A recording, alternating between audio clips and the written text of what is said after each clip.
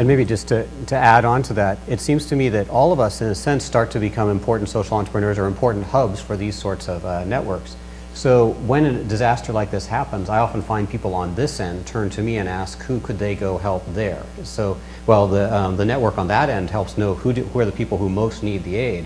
On this end, it's often coordinating. And it's interesting, you know, the desire to go down and help in Haiti was something that happened through a friend. It happens through an individual. So we start to be the people that become the connectors into the system. And that's probably something that everybody in this room actually can play a role in, because we start to find the stories, we start to hear about the organizations, especially the ones we can trust. And the more that we know that, we can actually overcome the problem of the 3,000 providers, if we can at least point to the 100 or the 50 that have proven themselves through time and keep directing people and channeling people that way. My name is John Chicatano. I'm proud to be a graduate of the Georgetown School of Business precisely 6 days ago. Are you sure? He knows, he was my professor. I also work for USAID in the Office of Food for Peace. Two of the words frequently used in the presentations were two words that don't often go well together: government and innovation. Bureaucracies are, of course, known not to be very innovative, to be risk averse.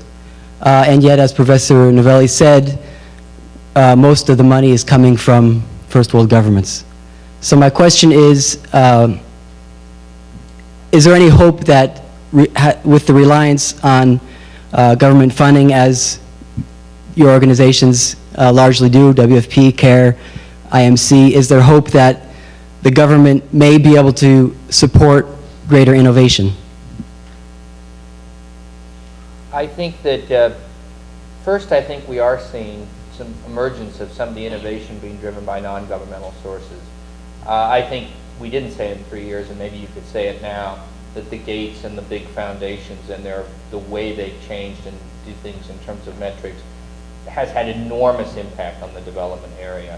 And maybe they're pushing the innovation, and maybe it comes back to a little bit about the division of roles, as Bob said, which is maybe governments are taking care more and more of the 80% of the business that we know how to do, and we're focusing the private sector and the foundations on the cutting edge stuff because governments are hard to change.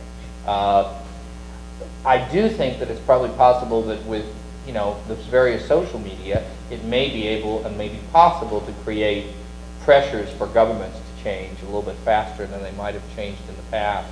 But I used to say this when I worked in the U.S. government, and we had governments that were more flexible. Some of the smaller Nordic countries, they're just smaller and they can move a little faster. And I used to say the U.S. role is to take care. We're the big bulky tanker. We deliver the bulk of the assistance. We don't move very fast, and it don't make everybody do everything. I'd like to see a little more innovation in the U.S. government. I deal with them all the time from the WP side, but maybe not asking the biggest bureaucracies to carry the bulk of innovation.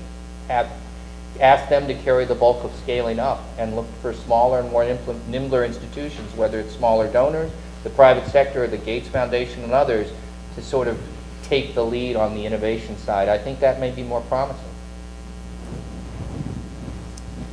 Hi, my name is Kate Wisniewski. I'm Georgetown College, class of 2006. Professor Novelli, you touched briefly on my question, but we're here talking about paradigm shifts, and one of the big issues is moving from this rapid response and recovery to, okay, how do we build in long-term sustainability, long-term recovery, building back better, understanding that if a hurricane hit here once, it could happen again. So what do we do so that we're not rebuilding the wheel every time? So to any of you, I guess, how far have we come in that shift? And then it's a big culture issue to try and change that mindset and how we respond and how we rebuild. So I guess some of your thoughts on what could be done, what still needs to be done, some really areas to focus on to facilitate that shift. Well, I probably know the least, so I'll go first. I think that one of the most important concepts in this discussion is the idea of the continuum. In other words, relief to development is a continuum. And of course, there are people who go in and out, and so forth. What we have to understand, though, is that's not really how we're going to help these societies. And so we need to really understand that when you go in and do something, You're supposed to be doing it in such a way that it leads to the next step and the step beyond that. And that's very powerful and very important. And it's one of the things you get trained to understand. And I think a lot of organizations do understand that. Number two, there's a problem, and I don't know if it still exists. You all can comment on this. And it's a problem of how donor money is used. So if a donor says, I want you to use my money on the Haiti disaster, then you have to say to yourself, well, what does that mean? Can I use that money over a long period of time? Can I use it to build schools that are going to take a year to put up and then 2 years to get functioning and so on and so forth?